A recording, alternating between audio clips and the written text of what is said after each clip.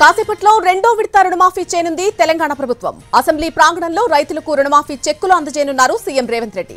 17 మంది రైతులకు చెక్కులు ఇవ్వబోతున్నారు. ఇందుకు సంబంధించిన ఏర్పాట్లను పరిశీలించారు మంత్రులు తుమ్మల నాగేశ్వరరావు, కోమటిరెడ్డి వెంకటరెడ్డి.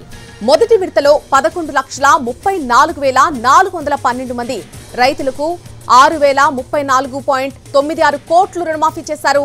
రెండవ విడతలో 6,40,223 మంది రైతులకు 6,190 కోట్లు రుణమాఫీ చేయనున్నారు.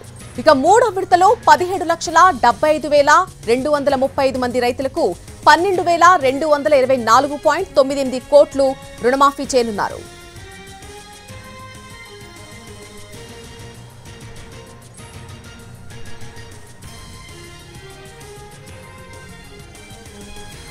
మరి కాసేపట్లోనే రెండో విడత రుణమాఫీ చేయబోతోంది తెలంగాణ ప్రభుత్వం. అసెంబ్లీ ప్రాంగణంలో రైతులకు రుణమాఫీ చెక్కులు అందజేయబోతున్నారు సీఎం రేవంత్ రెడ్డి. ఇదే విషయానికి సంబంధించి పూర్తి అప్డేట్ మా ప్రతినిధి చారి అందిస్తారు. చారి, తెలంగాణ ప్రభుత్వం చాలా ప్రతిష్టాత్మకంగా రుణమాఫీకి సంబంధించినటువంటి ఎపిసోడ్ని చూస్తుంది. ఎందుకంటే పార్లమెంటు ఎన్నికల్లో సవాళ్ళు ప్రతి సవాళ్ళ పర్వంలో భాగంగా 2 లక్షల రుణమాఫీ ఆగస్టు 15 లోపు చేస్తామని చెప్పేసి సీఎం రేవంత్ రెడ్డి ప్రకటించారు.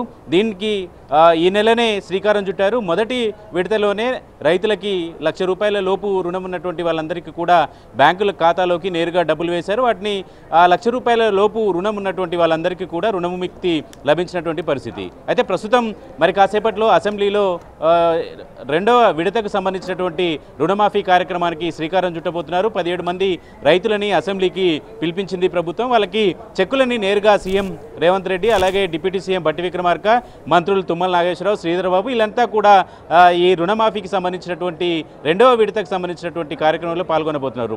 మొదటి విడతలో 6,034 కోట్లని రైతుల ఖాతాలోకి జమ చేసినటువంటి ప్రభుత్వం రెండో విడతలో 6,190 కోట్ల మేర నిధులని రైతుల ఖాతాలోకి వేయబోతుంది. సాయంత్రం లోపు 1,00,000 లోపు ఎవరైతే రైతులు రుణాలు కలిగి ఉన్నారో బ్యాంకులో ఆ రైతులందరి ఖాతాలోకి సాయంత్రం లోపు 6,190 కోట్ల రూపాయలు జమ కాబోతున్నాయి. 1,00,000 లోపు రుణం ఉన్నటువంటి వాళ్ళందరికీ ఈ రోజుతో రుణ విముక్తి కాబోతుంది.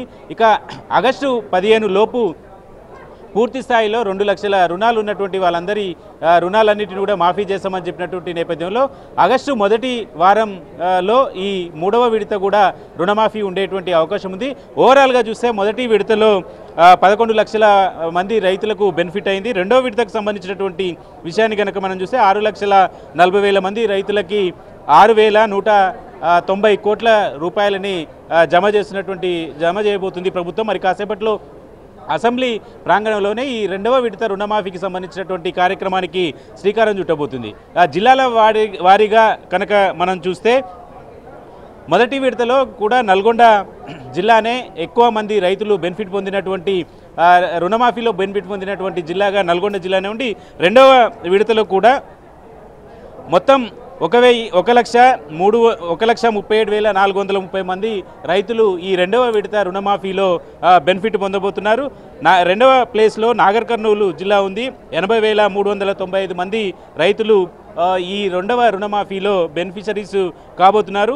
నల్గొండ జిల్లాకి 514 కోట్ల నిధులని ఆ రైతుల ఖాతాలోకి వేశారు. నాగర్ కర్నూలు జిల్లాకి వస్తే 312 కోట్ల రూపాయలను కూడా విడుదల చేస్తున్నారు. మరి కాసేపట్లో ఆ రైతుల ఖాతాలో కూడా పూర్తిగా డబ్బులు జమ కాబోతున్నాయి.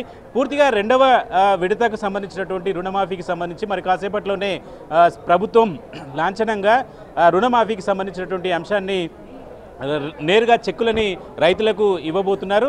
మూడవ విడతకు ఆగస్టు మొదటి వారంలో పూర్తి చేయాలనుకుంటున్నారు. ఓవరాల్గా తెలంగాణలో ప్రభుత్వం రైతులకు సంబంధించినటువంటి అంశం మీదనే ఎక్కువ ఫోకస్ చేస్తున్నటువంటి ఇండికేషన్ని రేవంత్ సర్కార్ పంపిస్తుంది. ఇటీవల ప్రవేశపెట్టినటువంటి బడ్జెట్లో కూడా 72,000 కోట్లు వ్యవసాయ రంగానికి కేటాయించినటువంటి ప్రభుత్వం ప్రస్తుతం రుణమాఫీతో కూడా 3 విడతలుగా 31,000 కోట్ల రూపాయలని రైతుల ఖాతాలో రుణమాఫీకి వేస్తున్నటువంటి నేపథ్యం. అంటే ప్రభుత్వం వచ్చినటువంటి కొద్ది రోజుల్లోనే సుమారు 90 నుంచి 1,00,000 కోట్ల రూపాయల వరకు రైతులకు కేటాయించినట్టు ప్రభుత్వం చెప్తోంది. బడ్జెట్లో కూడా రుణమాఫీకి సంబంధించినటువంటి నిధులు 24,000 కోట్లను పెట్టారు. ఈ పూర్తి స్థాయిలో 2 లక్షల లోపు రుణాలని ఆగస్టు మొదటి వారంలోనే పూర్తి చేయాలనేటువంటి ఆలోచనతో ప్రభుత్వం ఉంది. మరి కాసేపట్లో రెండో విడతకు సంబంధించినటువంటి ప్రక్రియ ప్రారంభం కాబోతుంది.